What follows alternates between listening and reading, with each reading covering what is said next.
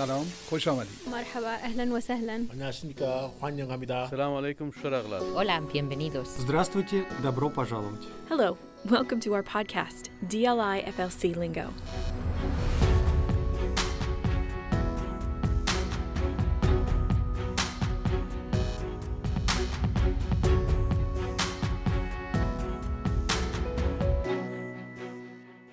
Oh, Baghdad is... I don't know where to begin to describe it.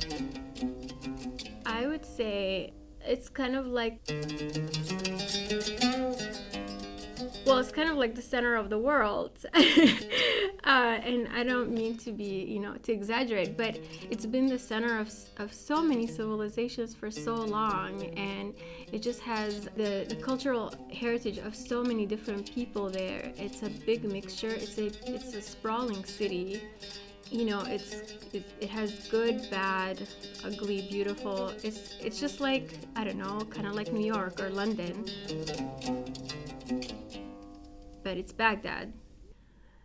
Amid the war-torn recent history of Iraq, it's easy to picture its capital city of Baghdad as nothing more than a battleground, scarred by firefights and ringing with the sound of artillery. But for those who grew up there, like Arabic instructor Atoor Lawandow, the city, which was once called Medinat Assalam, the city of peace, it represents something far different.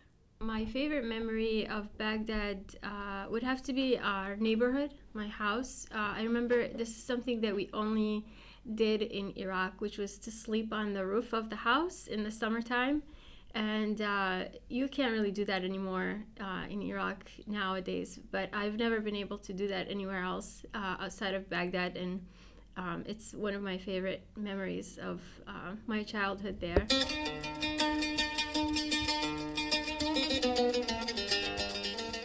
It was a tradition in the summertime because Iraqi houses have flat roofs, so it's like another living space, like another outside living space. So in the summertime, because the air cools down and it's really hot and dry during the day, but at night it's dry and cool, so it's really refreshing.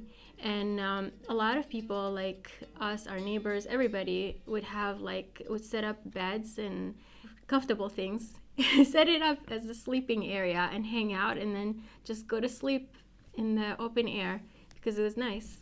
It's a long way from the idyllic scene Atoor remembers to the city of Baghdad today. The Iran-Iraq War and Operation Desert Storm took a harsh toll on the country and its residents, both in terms of physical destruction and economic damage.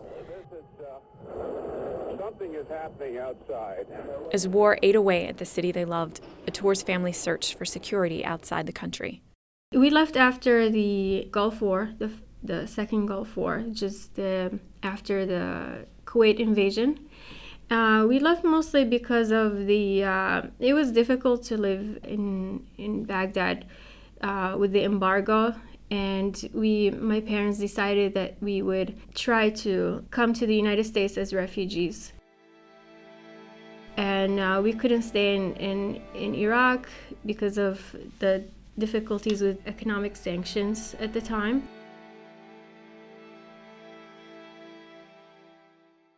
The embargo Atoor mentions was placed on Iraq in August of 1990 in response to Saddam Hussein's invasion of Kuwait. It imposed a total ban on international trade. For a country that relied on imports for roughly 3/4 of its food, that was crippling. Within 3 months, food prices for some items had risen as much as 1,800%. Atoor's family wanted to escape. They settled on Jordan as a stopover on their way to the United States. So we lived in Jordan while our paperwork was, processing. At first, I didn't like it. I think that was the first time in my life when I felt like a stranger, like not being in my home, not being at home. But then after a while, When I started going to school in Jordan, I made friends and I really felt at home. Like when I made friends, I felt like I was accepted and it didn't feel like I was a stranger anymore. I think one of the reasons why in the beginning I had a hard time fitting in was because of I was speaking with the Iraqi dialect. So I was immediately like noticeable and people would always say, oh, you're not from here and stuff like that. It was a problem that got worse before it got better. Having barely acclimated to living in Jordan, she faced many of the same challenges once they moved to the U.S., this time in an entirely different language and an entirely different culture. After Jordan, we came to the United States. My mother's family, my mom had family here, her parents. We came to the United States, to Chicago.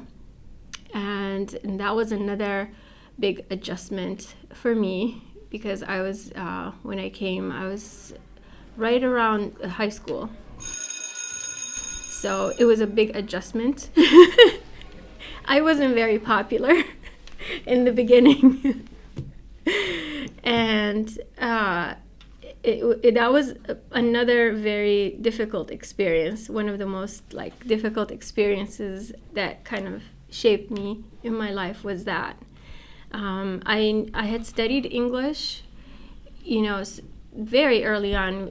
They start teaching English in the Middle East, in schools, in public schools and everything, but it wasn't the English that I heard in school. How people talked was so different, and I would try to talk English, but I would probably sound like a book, like a textbook. So I didn't have friends in the beginning, but slowly I started making friends. And then again, it became better, and I started feeling at home again. It was an experience that helped her appreciate how important casual conversation is when learning a foreign language. English is taught in the Middle East. It's more focused on literacy, like reading, grammar. There's not a lot of opportunities. I mean, I'm sure now it's different because of social media and you can access so many things on the internet. But when I was going through school, I didn't speak English with anyone. We just learned it in the classroom. We might have an oral exam where we, say certain things very rehearsed. I didn't have friends. I didn't know anyone, a native English speaker. So when I came here, it was not just, the dialect and the slang, but also just dealing with the cultural, American culture. I had to learn it all at once. And learn she did. Atoor overcame her struggles with the American educational system so well, she eventually earned her doctorate in Near Eastern Studies from Cornell University in New York.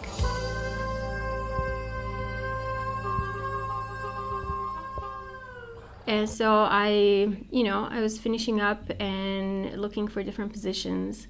And one of my supervisor, actually, in the Arabic program, who I worked with teaching Arabic at Cornell, told me about this place. He said, and I quote, "The students there are so disciplined, they're military, and they're ready to learn." And I said, wow, that sounds so perfect. I want to be there. Because, compared to my students there, it sounded like the exact opposite. As long as I remembered, I loved reading about other cultures and learning about other cultures and my own culture and knowing about my past and other people's past and comparing different people. And I loved languages because you can only really learn about people's history by knowing their language and reading the history in their language. So I started reading about this place, and I saw a position and I applied, and the rest is history.